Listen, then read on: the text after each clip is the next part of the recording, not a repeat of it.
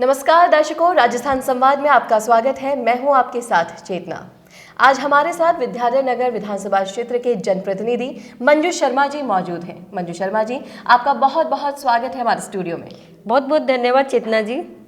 जी मंजू जी, हम ये जानना चाहेंगे आपसे कि विकास की परिभाषा क्या है आपकी नज़रों में। चेतना जी, आपने कैसा हास्यास्पद सवाल पूछ लिया।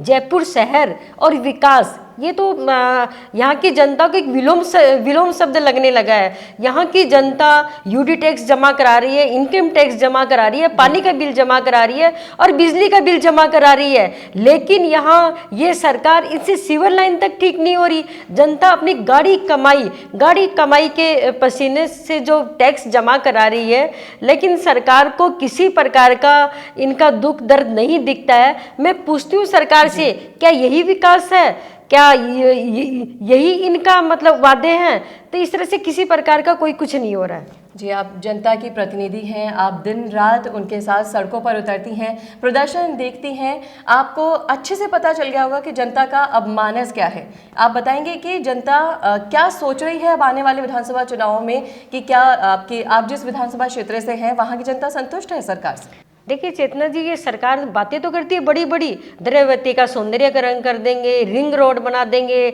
सीवर लाइन बना देंगे, लेकिन विकास के नाम पर कहीं कुछ नहीं हो रहा है। आए दिन जनता अपनी मांग के लिए, अपनी जो सुविधा के लिए, विकास के लिए सड़कों पर उतरना पड़ता है। सरकार से मैं ये पूछती हूँ, क्या यही विकास है? क्या इसीलिए आपने जनता को बरगलाकर वोट लिए थे? ये किसी प्रकार का विकास नहीं है। जी बिल्कुल मंजू जी, मैं आपसे ये जानना चाहूँगी कि जनता में जिस विश्वास से और भारी मतों से वर्तमान सरकार को सत्ता में लेकर आई थी, क्या वो विश्वास अभी कायम है या वो विश्वास आपको टूटता दिखाई दे रहा है?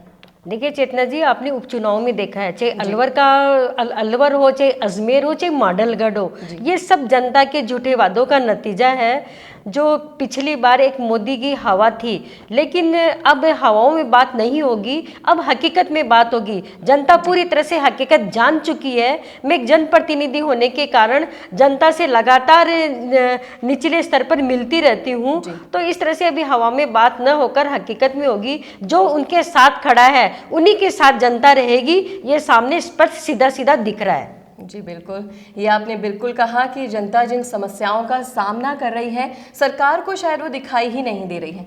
जी, मैं आपसे पूछना चाहूँगी कि पिछले दिनों मोदी जी ने बाड़मेर में जो रिफाइनरी का उद्घाटन किया और वो लगातार इसके ऊपर भाषण देते ही रहते हैं, गुणगान करते ही रहते हैं। इस मामले में आपका क्या कहना है?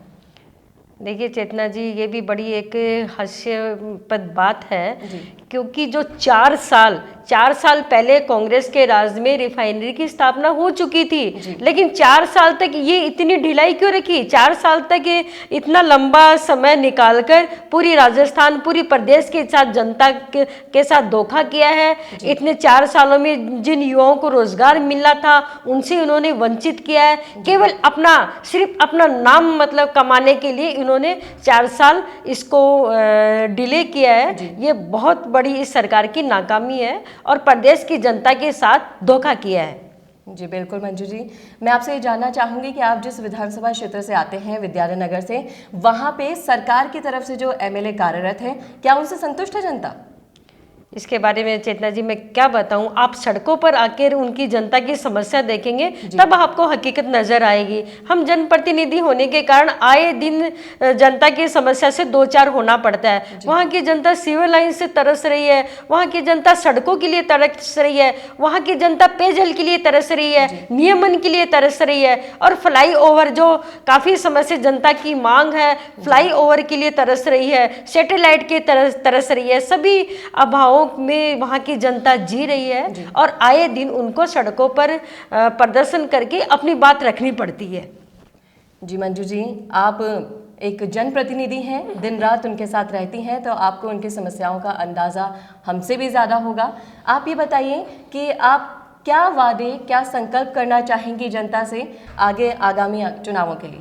देखिए, मैं तो यही संकल्प करना चाहूँगी, यही जनता से कहना चाहूँगी, जो आपके साथ खड़ा है उनके साथ रहना है। जो झूठे वादे करने हैं, हवाओं में बात नहीं करनी, हकीकत में रहकर जो आपके साथ हकीकत में रहता है, आपके साथ लड़ाइयाँ लड़ता है, उनके साथ आपको रहना है।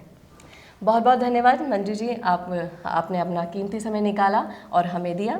हमारे स्टूडियो में आने के लिए बहुत बहुत धन्यवाद। बहुत बहुत धन्यवाद जी। तो इस तरह की चर्चाएं और भी चलती रहेंगी, तब तक के लिए आप देखते रहिए राजस्थान संवाद। नमस्कार।